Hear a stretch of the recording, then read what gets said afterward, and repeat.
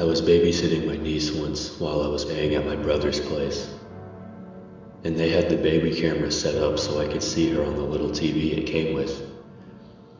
I was studying and started dozing off when I heard some whispering and realized it was coming from the monitor. I initially thought it was some feedback or something, but when I looked at the TV, there was a dark shadow near my niece's crib. I have never been more terrified in my life, but the shadow was clearly there where it had not been before. I ran to my niece's room and looked around and saw nothing. But I took her the hell out of there. I went back to the TV and the shadow was clearly gone.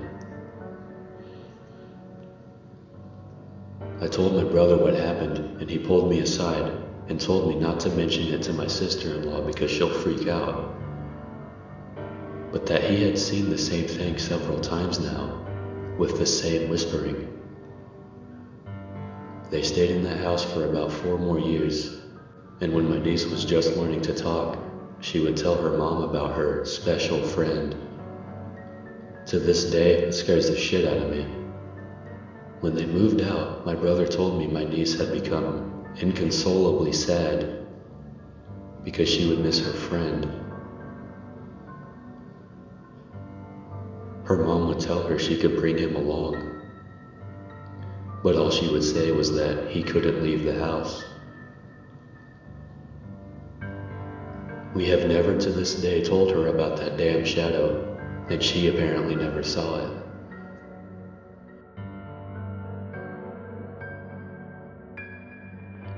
One night, when I was maybe 10 through 12, I had trouble falling asleep.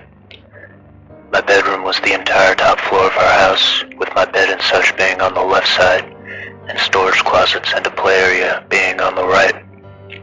I was lying in bed when I heard a noise from the other side of the room and see a rocking horse begin to rock. It was sitting just outside one of the storage closet doors. It proceeded to rock its way halfway across the room and stopped dead under the ceiling light. At this point, I was freaking out and just buried my head under my blankets and never peeked out again until morning. It was all confirmed to not be a dream, as the rocking horse was still in the middle of my room when I woke up. Furthermore, I got a stern reprimand from my parents for being up out of bed playing with my toys well past my bedtime. Their bedroom was directly below the storage closet / play area and had heard the creaking of the rocking horse shuffling across the room.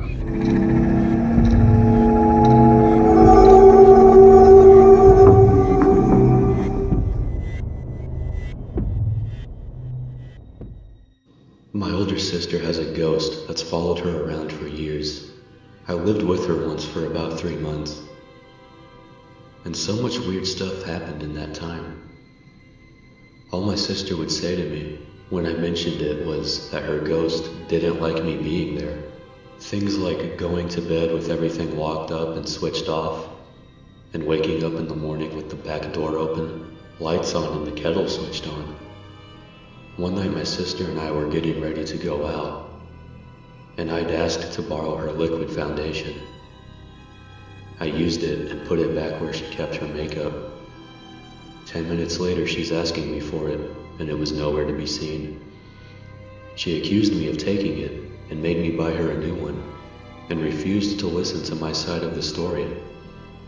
About a year or so later, when she was packing to move to a new house, she found the makeup in a shoebox with some old letters.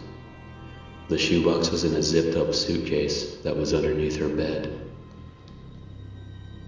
But probably the most scared I've ever felt was one afternoon when I was the only one in the house, which never happened as 4 other people lived there. I'd arrived home from work and headed straight to the bathroom. All the doors, windows, etc. were closed. I was standing in the bathroom and started squeezing a pimple on my chin when a female voice in the hall said, Stop picking your zits. It was loud enough and sounded real enough, and at the time I thought it was my sister. So I laughed, told her to fuck off, and asked what she was doing for dinner. No answer. I stuck my head out into the hall. No one there. I searched the house top to bottom, and there was no one home. I sat out on the front of the porch until someone else got home, because I didn't want to be in there alone.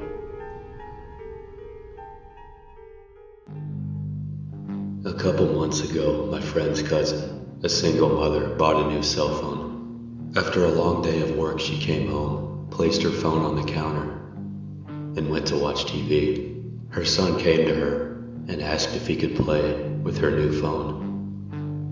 She told him not to call anyone or mess with text messages, and he agreed.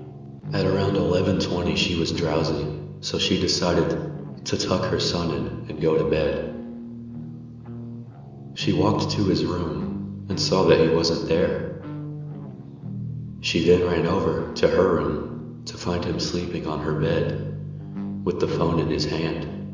Relieved, she picked her phone back up from his hand to inspect it.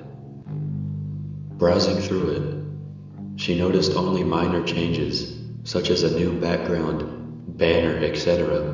But then she opened up her saved pictures. She began deleting the pictures he had taken until only one new picture remained. When she first saw it, she was in disbelief. It was her son sleeping on her bed, but the picture was taken by someone else above him, and it showed the left half of an elderly woman's face